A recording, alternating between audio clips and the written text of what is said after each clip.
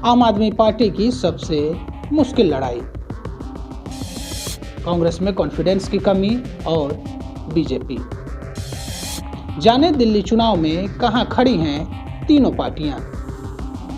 पिछले 10 सालों से अरविंद केजरीवाल की अगुवाई वाली आम आदमी पार्टी सत्ता में है, लेकिन इस बार 70 सीटों में से ज्यादातर पर त्रिकोणीय मुकाबला देखने को मिल रहा है। 1998 से दिल्ली की सत्ता से बाहर रही भाजपा राष्ट्रीय राजधानी में फिर से सत्ता हासिल करने के लिए पुरजोर कोशिश कर रही है। इस लड़ाई में कांग्रेस तीसरे नंबर पर है। दिल्ली में 5 फरवरी को होने वाले चुनाव को लेकर सियासी पारा हाई है। पिछले 10 सालों से अरविंद केजरीवाल की अगुवाई वाली आम आदमी पार्टी सत्ता में है, लेकिन इस बार 70 सीटों में से ज्यादातर पर त्रिकोणीय मुकाबला देखने को मिल रहा है, जो केजरीवाल और उनकी पार्टी के लिए कड़ी चुनौती पेश कर रहा है। 1998 से दिल्ली की सत्ता से बाहर रही भाजपा राष्ट्रीय राजधानी में फिर से सत्ता हासिल करने के लिए पुरजोर कोशिश कर रही है। हालांकि पार्टी पिछले 27 सालों से शहर के राजनीतिक परिदृश्य में अपना दबदबा कायम करने के लिए संघर्ष कर रही है। इस लड़ाई में कांग्रेस तीसरे नंबर पर है। पार्टी ने 2013 में केजरीवाल के हाथों में सत्ता रख दी थी और तब से दिल्ली की राजनीति में प्रासंगिक बने रहने के लिए संघर्ष कर रही है पार्टी। इस चुनाव में कांग्रेस अपनी खोई हुई जमीन वापस करने के लिए कड़ी मशक्कत कर रही है। आम आदमी पार्टी क्या काम कर रही है और क्या नहीं, आइए जानते हैं। आम आदमी पार्टी पिछले 1 दशक से सत्ता में है। इनकी शिक्षा और स्वास्थ्य योजनाओं के साथ साथ मुफ्त बिजली और पानी ने पिछले 2 चुनाव में कमाल कर दिया है, जहां इसने क्रमशः 67 और 62 सीटें जीती हैं। महिलाओं के लिए मुफ्त बस यात्रा ने भी पार्टी को दिल्ली में मतदाताओं के बीच महत्वपूर्ण समर्थन बनाए रखने में मदद की है। इस बार पार्टी ने सत्ता में वापस आने के लिए सभी पात्र महिलाओं को 2100 रुपये प्रति माह देने का वादा किया है। चूँकि अरविंद केजरीवाल ने पहले भी अपने वादों को पूरा किया है, इसलिए मतदाताओं में खासकर महिलाओं के बीच उनका भरोसा अभी तक मजबूत बना हुआ है। हालांकि पार्टी अब तक की सबसे कठिन लड़ाई का सामना कर रही है। भाजपा और कांग्रेस दोनों ने ही इस तरह के वादे किए हैं, जिससे मुफ्त चीजों के मामले में आप अपनी विशिष्टता खो रही है। पार्टी खास तौर पर विकास परियोजनाओं को लेकर मजबूत सत्ता विरोधी भावना से भी जूझ रही है।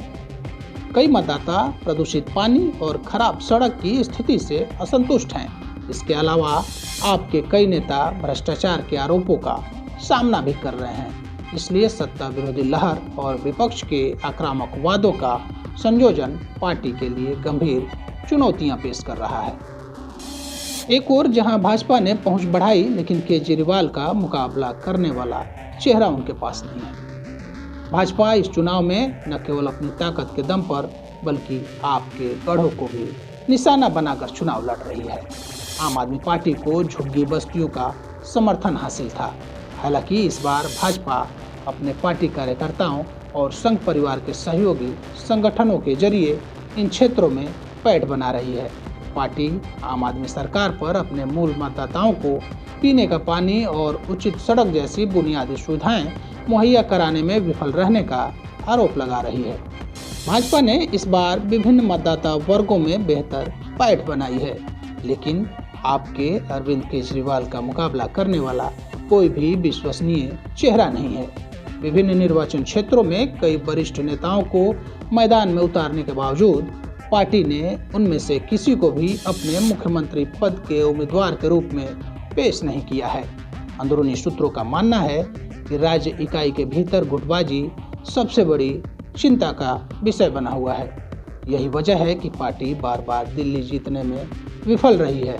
इसके अलावा कई निर्वाचन क्षेत्रों में उम्मीदवार भी मजबूत नहीं माने जा रहे हैं। कांग्रेस वापसी के लिए संघर्ष कर रही है, लेकिन क्यों? पिछले 2 चुनावों में एक भी सीट न जीत पाने के बाद कांग्रेस अब अपने अस्तित्व की लड़ाई लड़ रही है, और वह भी अच्छी तरह से। इनके नेता और उम्मीदवार वोटों को फिर से हासिल करने के लिए कड़ी मेहनत कर रहे हैं, खासकर अल्पसंख्यक और दलित इलाकों में। कुछ हद तक समर्थन भी हासिल कर रहे हैं।